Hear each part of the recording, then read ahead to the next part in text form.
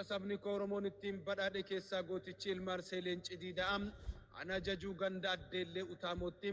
gosa Koloobaa keessaa waggaa 188 dura addunyaa kanatti kan makame goota onnee sibiilaa Leenjisoo Diigaa gootota Oromoo yeroo seenaa isaanii dubbisum onnee natti guutan keessaa Leenjisoo Diigaa anaaf nama addaati.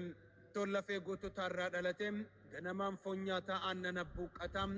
gaaraa fi qilee keessa burraaqaa lafaa ol ka'e ganamaan abbaa isaa dhabus gosa harmee isaa jalatti guddate gaafa inni dargaggummaa isaatti bosona keessa osoo deemu leenca walitti dhufnaan iboo isaatiin leenca waraanee ajjeese gosti harmee isaa akkas jechuun geerrarsa geerraraa fi turanii loobni gadi gatee abeetni guddifate waan bor biyyaa ta'u waan bor arsii ta'u Leenjisoo hardhuma mul'ifate jechuun mootummaa isaa nafaa filtee bokkisaa beeksisaa fi turanii afamootiin nafxanyaa Minilik bara 1882 arsii weeraruuf waraana isaa kan biyyoota adda addaa tan akka Faransaay irraa kadhate argate sochoosee dhufu osoo inni gaara Cilaaloo hin dhaqqabe waraana Leenjisoo Diigaa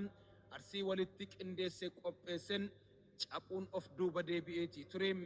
lafa baddaa hurrii fi roobaa laga waabee shananii fi bosonaan marfame kana loluuf Minilikitti akkaan ulfaannaan nama maqaan isaanii Birbirsa Badhaasaa jedhamu gara arsii jaarsummaaf ergate akka mootii isaanii natti erganii waliin mari'anne jaarsummaan fixannu jennaan arsiin mootii hin qabu garuu nama Suufoo Kuusoo jedhamu ergina jedhaniin Suufoon akkuma dhaqeen Finfinneetti Minilikii yeroo duraatiif arge akkuma inni ol seeneen ati kunoo mootii kana gabbarta gibira kaffalta jedhaniin Suufoon achi ilaalee fokkinna Minilik argeetii ture yaa jaranam amma nuti waan gabbarru dhabne waan kana gabbarra jedhee biraa baheetii lixe gaafa sanarraa Minilik aarii guddaan guutame arsii lafarraa duguuguuf murateetii ka'e garuu akkuma waraana isaa korkorsaa dhufeen gaaraa fi qilee keessatti si'a shaniif Leenjisoo Diigaatiin caccabee burkutaa'ee ture. bara 1882 irraa hanga bara 1885tti waraana gurguddaa kan gaafa injifannoo doddotaa Albasoo Dibbee Haroom hamoomataa fi laga Qalaxaa lafti gaafa sanaa taateen sun irratti taate ragaa baati waan ta'eef gaafa marsaa shanaffaa irratti waraanni Minilik gootota arsii Leenjisoon Diigaa hoogganuun jilbiinfatu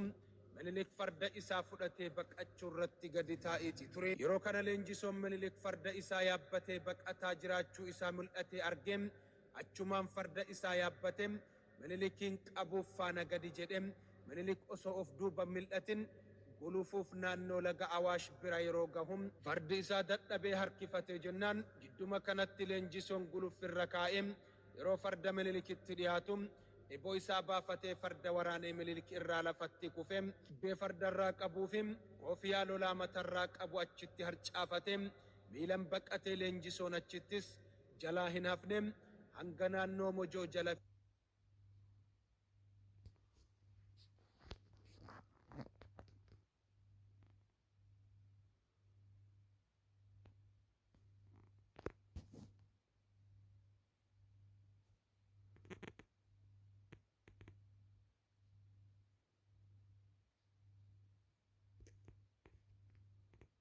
Igem Sambooda Minilikiin miliqnaan biraa galeetii ture gaafa waraana Minilik gaaraa fi qilee keessa tamsaasee biyyotti makum akkas jedhee geerrara Leenjisoo Diigaa siigalaasee diina gaaraa buusee diina lagaa yaasee allaattii dheebuu baase jechuun geerrareetii ture kun hundi aarsaa sirna abbootii irree cabsuuf meeshaa dhabanis gootummaan ofirraa qolachuuf goototni keenya nuuf kaffalaa turanidha. Maarrem seenaa keenya yoo nuti ofii himanne malee namni nuuf himu hin jiru kanumaaf gurra isin buusuu barbaade ani kan isin faana ture abdiidha.